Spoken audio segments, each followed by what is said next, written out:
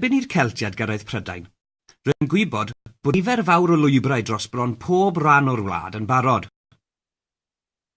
Bod yn anodd gweld y llwybrau hyn yn nawr, haneswyr yn meddwl bod llawer o lonydd pentrefi a'i o'n prif ffyrdd heddiw yn dilyn y llwybrau hyn. Yn nawr ddarganfod rhagor am deithio ar dir yn y cyfnod Celtaidd. Chwiliwch sut y byddent wedi gallu defnyddio haearn i wella'r olwyn.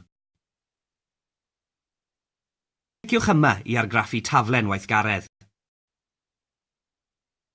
Ysgrifennwch un frawddeg am y ffaith bwysicaf yn eich barn chi am deithio yn y cyfnod hwnnw. Arwch eich brawddegau.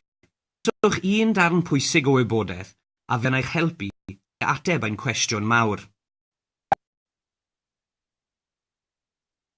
Nawr bryd i chi ddefnyddio eich llinell amser cludiant ar y tir. Wrth lenwi hon, mewch am y newidiadau mewn cludiant ar y tir yn amser Celtiaid Oes Yr Haearn. Cliciwch yr adran am Celtiaid Oes Yr Haearn. Ynwch os ydych yn meddwl nad oedd unrhyw newidiadau mewn cludiant ar y tir, neu mae ychydig iawn o newidiadau oedd. Oren, os ydych yn meddwl bod rhai newidiadau mewn cludiant ar y tir, ac efallai bod un yn weddol bwysig.